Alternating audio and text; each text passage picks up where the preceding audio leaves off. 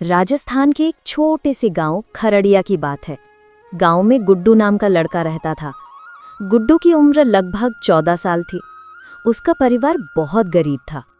गुड्डू के पिता रामलाल एक बढ़ई थे जो गांव में लकड़ी के दरवाजे और चौखट बनाया करते थे, लेकिन काम बहुत कम मिलता था। उसकी माँ गीता घर घर जाकर काम करती थी।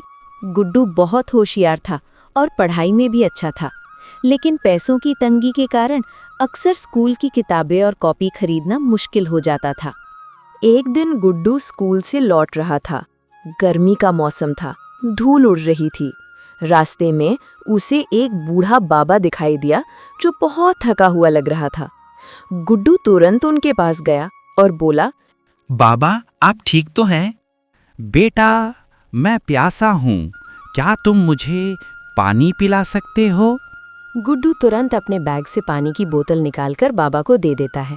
बाबा पानी पीकर खुश हो जाते हैं और कहते हैं, तू बड़ा नेक दिल है बेटा, तेरी मदद का मैं तुझे आशीर्वाद देता हूँ। ये ले, ये मिट्टी की हांडी है, इसे अपने घर के आंगन में गाड़ दे। लेकिन ध्यान रखना, लालच मत करना, जो भी ज़रूरत हो तभी इस हांडी में देखना। गुड्डू ने हांडी ली और घर जाकर अपने आंगन में गाड़ दी। उसने अपने माता पिता को सारी बात बताई। कुछ दिन बाद घर में आटा खत्म हो गया।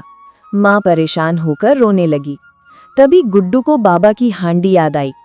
उसने आंगन में जाकर हांडी खोदी और झांक कर देखा।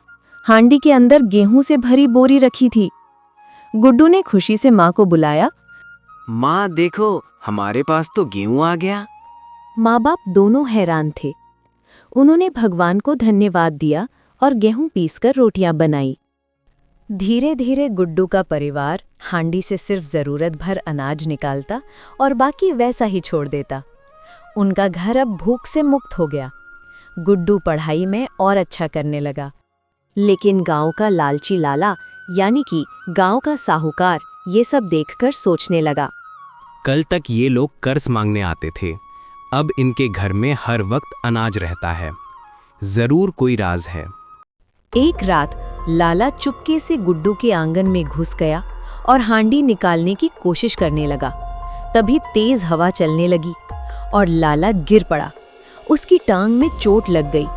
हांडी से एक आवाज आई, लालच मत कर, वरना सब कुछ खो देगा। कुछ महीने बाद गांव में अकाल पड़ गया। चारों तरफ सूखा था। लोग भूख से तड़पने लगे। गुड्डू के माता पिता सोचने लगे कि क्या करें। तब गुड्डू ने कहा, माँ, हमें हांडी से अनाज निकालकर गांव वालों को बांटना चाहिए। बाबा ने कहा था, जरूरत के वक्त इसका इस्तेमाल करना। माँ बाप पहले डर गए। बेटा, अगर हांडी खाली हो गई तो?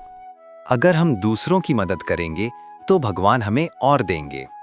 फिर गुड्डू ने पूरे गांव को बुलाया और हांडी से सबको अनाज बांट दिया। अगली सुबह जब गुड्डू ने हांडी खोली तो वो पहले से ज्यादा अनाज से भरी हुई थी।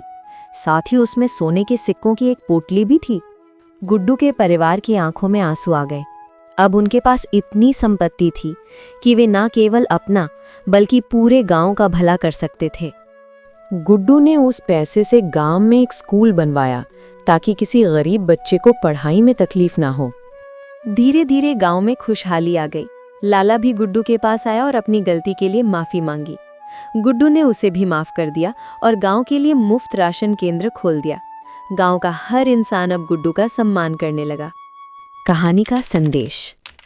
यह कहानी हमें सिखाती है कि नेकी और मदद का फल हमेशा मीठा होता है। जब हम दूसरों के लिए अच्छा करते हैं तो भगवान हमें कई गुना लौटाते हैं। लालच से कुछ नहीं मिलता, लेकिन दान से सब कुछ मिलता है।